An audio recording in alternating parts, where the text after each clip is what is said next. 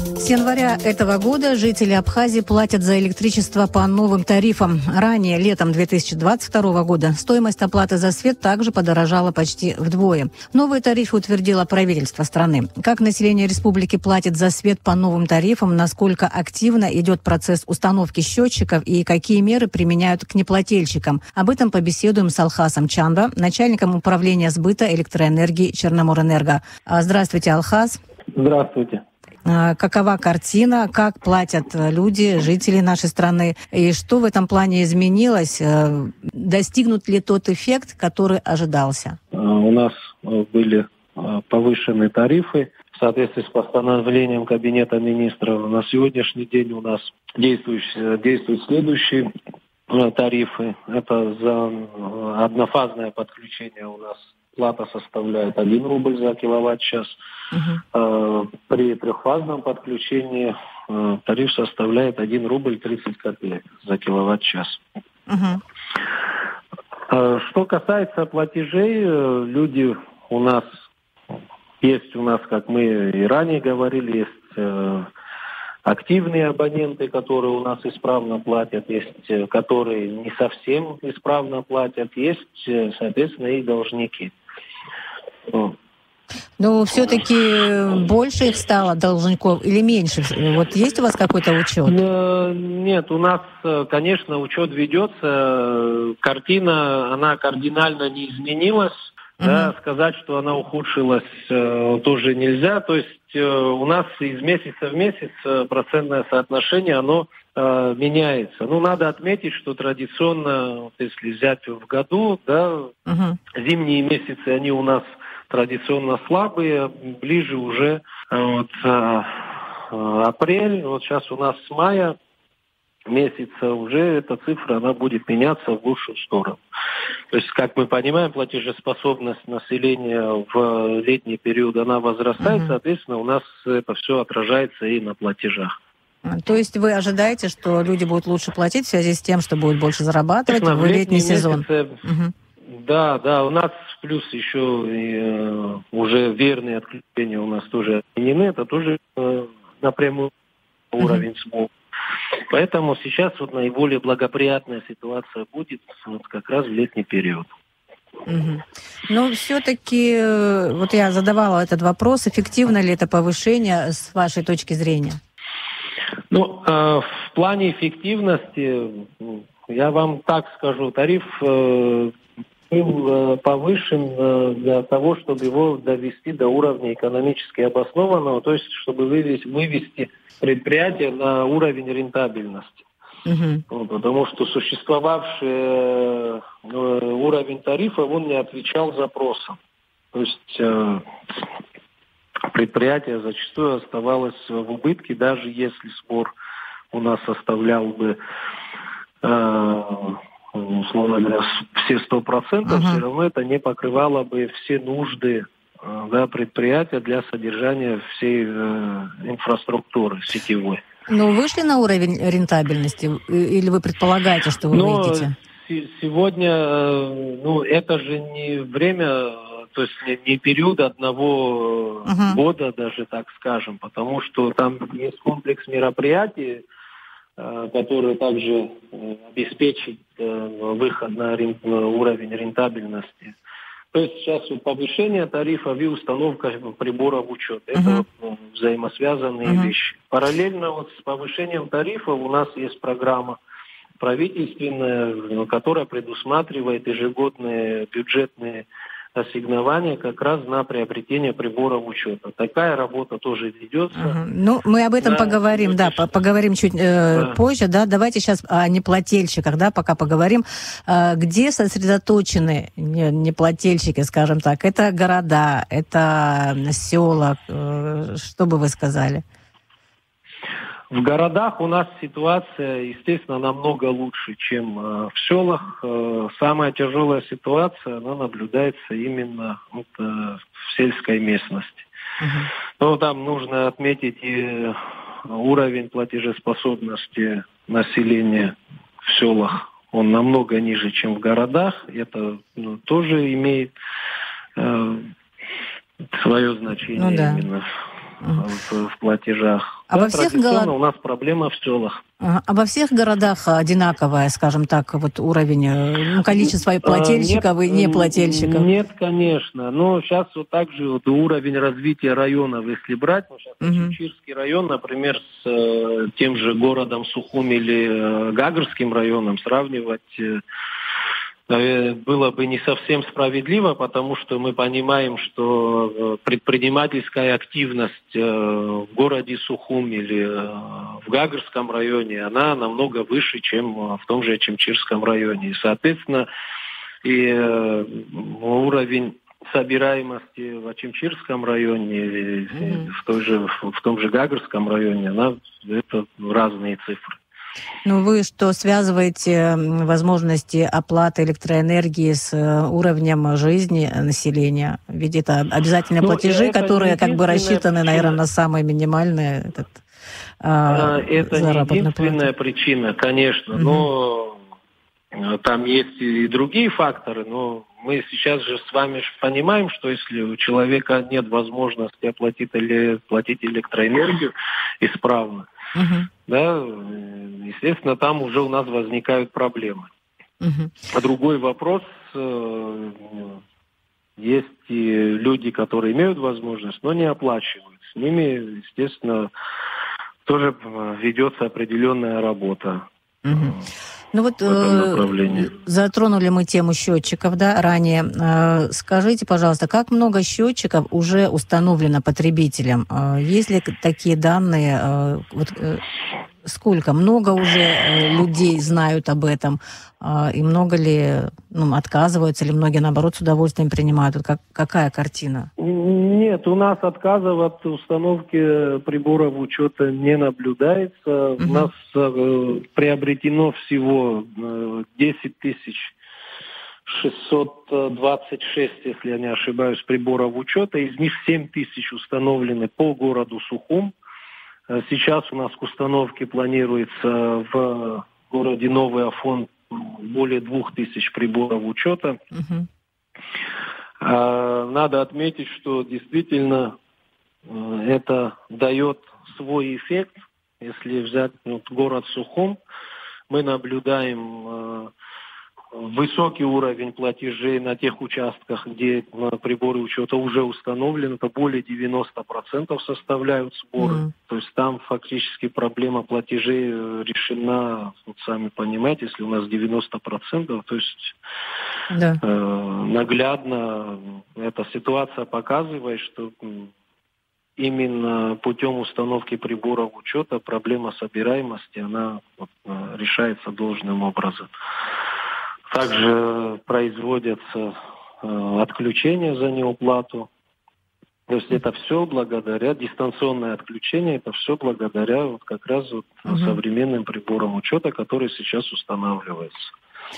Была выделена сумма в 100 миллионов рублей, да, на как раз приобретение счетчиков.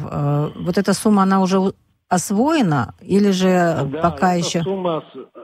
Эта сумма освоена, мы как раз и говорим ранее, как я сказал, об этом, да, приборов учета, который был, закуплен. Сейчас на этот год заложена еще сумма там 200 миллионов рублей на приобретение приборов учета. Сейчас готовятся контракты. То есть это еще один этап закупки и установки приборов учета ожидается у нас. Источник? Источник – это бюджетные средства. Это парламентом была проявлена инициатива.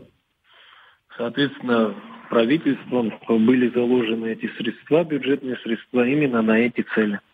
Это с какого периода эти деньги будут поступать уже?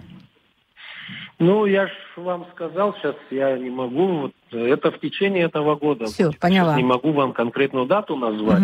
Я же сказал, сейчас контракты уже подготовлены.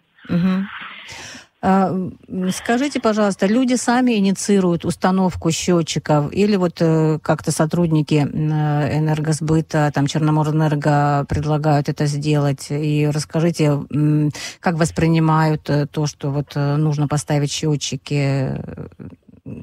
Люди, что вот вы расскажете об этом? Ну, я вам так скажу. В рамках той программы, да, государственной, которая сейчас реализовывается, то есть государство своими силами за счет собственных средств закупает приборы учета и идет процесс их установки. То есть в данном случае инициативу от абонентов нам ждать и не приходится. Это, в принципе, и хорошо, потому что понятно, что абонент, даже если захочет приобрести прибор учета, на это, наверное, какое-то время будет уходить. Да? То есть, если мы начнем ждать наших абонентов, то вряд ли мы так быстро сможем снабдить все наши точки учета счетчиками. Поэтому вот, реализовывается эта программа. Мы сами приходим к людям и устанавливаем прибор учета. Сопротивления в этом процессе абсолютно никакого нет. Люди все с пониманием к этому относятся. И плюс еще надо отметить, что учитывая новую систему тарификации, да, на сегодняшний день, если у вас отсутствует прибор учета, к вам применяется повышенный тариф. Это все сделано для того, чтобы абоненты наши понимали, что им выгоднее поставить счетчик, нежели потреблять электроэнергию в отсутствие прибора учета. Скажите, то есть государство ставит счетчики, люди ничего за него не платят, да? Просто используют и все? Нет. Для абонента этот процесс происходит абсолютно бесплатно. Есть такая информация, просто от частных лиц мы узнавали, что в некоторых людей, которые вот неплательщики, да, их отключают уже, были такие случаи. Так ли это? Да, по городу Сухум, абсолютно верно, по городу Сухум. Вот там уже, где у нас работают новые приборы учета, идут отключения за неуплату. Порог стоит от 3000 рублей задолженности. То есть от 3 и выше тысяч рублей, если у абонента наблюдается задолженность, подача электроэнергии этому абоненту прекращается до момента уплаты. Как много таких случаев вообще? Как сказать, это ежедневно происходит. Если, например, прийти в отделение сбыта по городу Сухум, там можно наблюдать картину, когда люди стоят в очереди для того, чтобы заплатить за свет, из-за того, что их отключили за неуплату. То есть это уже в системном порядке реализовывается, эта мера. То есть достаточно эффективна она, да? Конечно. Люди понимают, что пока они не оплатят, у них света в доме не будет. То есть это все происходит автоматически. Если накапало... Дистанционно. Ясно. Накапало 3000 рублей долга, то уже без предупреждения отключают? 3 и более, да. 3 и более. Нет, уведомляют... Наши сотрудники делают обход, да, контролеры. Они предупреждают абонентов о существующей задолженности, о необходимости погашения этой задолженности. Да? Если никаких мер не будет предпринято, что после этого будут отключения. То есть абонентов наших предупреждают. А есть ли какой-то лимит электроэнергии, который, допустим, исчерпан, и поэтому отключили свет? Или только за неуплату? У нас такая система не применяется. Я понимаю, у нас нету выделенных квот на абонента именно по объему потребления. У нас идет именно это все привязано к оплате. Нет оплаты, значит, у нас уже идет отключение. А если вас, допустим, человек попросит, например, вот сегодня нету денег, но завтра они будут, вы им верите на слово? Нас как сказать, попросить, но мы технику попросить не можем. Понятно, это там, же все, теперь удаленно. Да, теперь... Поэтому есть, если идет там, суммы, если большие, там, частичная оплата, это ж все видно. Вот поступила оплата, дальше уже возобновляется энергоснабжение. А что вы видите по нагрузкам?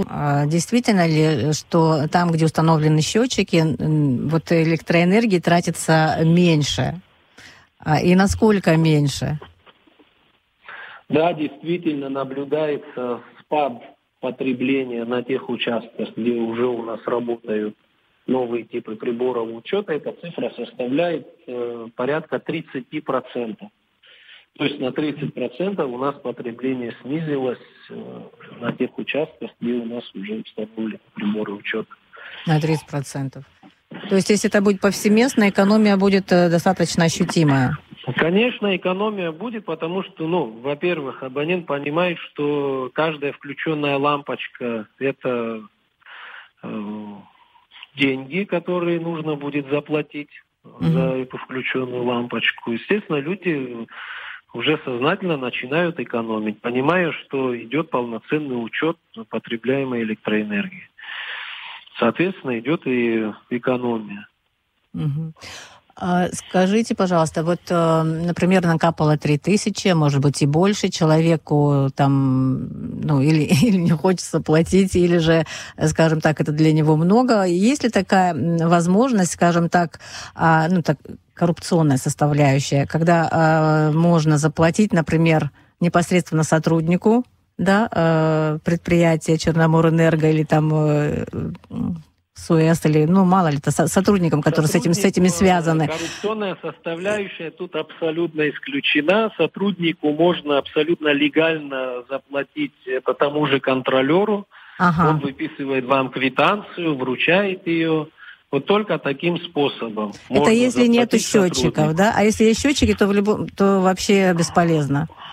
Получается... Нет, вы можете оплатить либо напрямую в кассе, либо тому же контролеру, который пришел планово к вам домой, на проверку. Но там, где у нас уже висят установлены, новые приборы учета, там, в принципе, надобности там ежемесячно, чтобы вам приходил контролер, уже такой нету. Поэтому в этом случае, чтобы, как я понял, что вы имеете в виду... Да, 1000 рублей дать контролеру, а он тебе включит, когда у тебя накапало 4-5 тысяч. Такое может быть? Вы можете ему и 5000 дать, но он вам свет включить не сможет. То есть это бесполезная мера. Поэтому я говорю, что в данном случае коррупционная составляющая, она сводится на ноль. Отлично. Итак, есть такая информация, что списки злостных неплательщиков Черноморэнерго собрал и отдал в Минэк. Вот с какой целью и что дальше с этими списками? Да, действительно, в Министерстве экономики было совещание по вопросам платежей должникам. Списки были предоставлены части неплательщиков. Вы сейчас понимаете же, что весь объем должников разом принести в Министерство экономики, это очень сложно.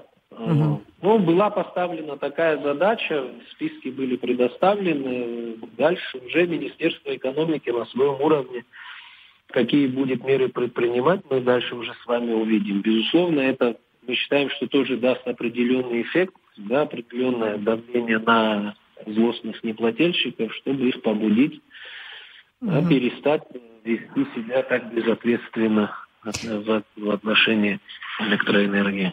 Это частные лица или предприятия в этом списке? Что касается предприятий, мы регулярно предоставляем списки, в списке должников, и в том числе и по частным лицам тоже. А вероятность того, что какие-то долги будут погашены, есть в результате того, что Минэк рассмотрит? Конечно, эта мера, она работает. Мы и без этого всегда проводятся же мероприятия. да, и направлены как раз на взыскание долгов. Я сейчас не могу сказать, что она работает на все 100%, но где-то работает, кто-то приходит, да, оплачивать.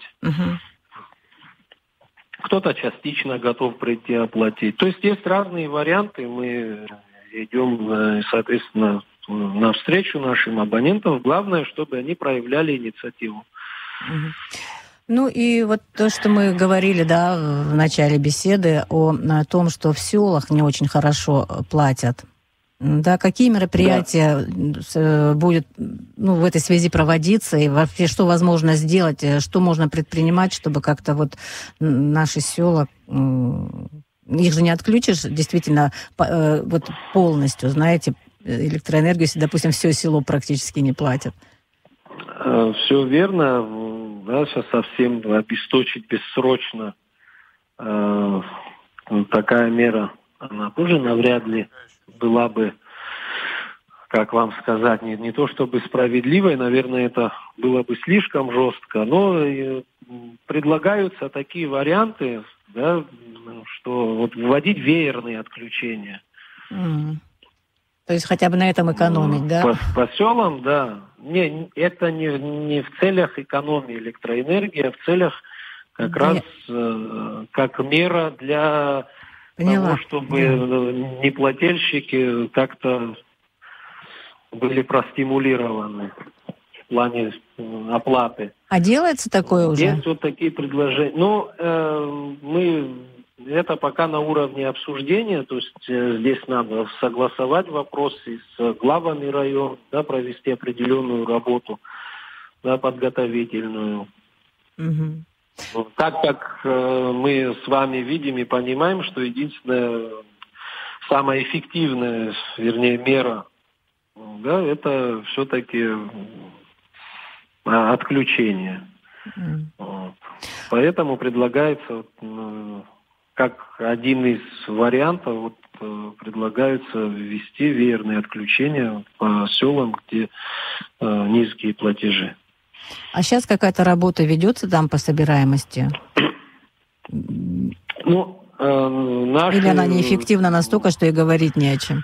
Это старый способ работы. Да, вот мы с вами постоянно говорим о том, счетчики, да, мы же не просто так об этом говорим. Вот я вам привел пример по городу Сухум, например. Это самая эффективная мера. Да, естественно, работа проводится, наши контролеры работают, ездят по селам, да, это их повседневная работа. Но, к сожалению, они своими силами не справляются. Это очень много конфликтных ситуаций. Наши сотрудники и не в состоянии, и не имеют таких полномочий, чтобы какие-то радикальные меры применять к абонентам. Человек просто отказывается платить. Да, порой очень часто происходят и конфликтные ситуации на этой почве.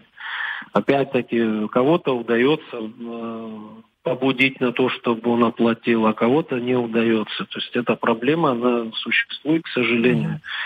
И кардинально ее решить можно будет только техническим путем. Алхаз, все-таки хотелось бы узнать, у нас мало времени совсем. Система льгот как-то будет меняться, Черноморэнерго, или пока все как есть, так и остается? Система льгот, она планируется к изменению, так как по инициативе Министерства экономики был представлен проект внесения изменений в законодательство относительно применения льгот и порядок их применения. Также планируется изменение категории льготников. Черноморэнерго представила тоже свои предложения по этому законопроекту. Ждем, когда этот законопроект уже вступит в силу. Спасибо. А на сегодняшний день все остается по-прежнему в прежних рамках. Да. Спасибо вам большое за интервью. Как население республики платит за свет по новым тарифам, насколько активно идет процесс установки счетчиков и какие меры применяют к неплательщикам. Об этом мы беседовали с Алхасом Чанба, начальником управления сбыта электроэнергии Черноморэнерго. Спасибо большое, всего доброго.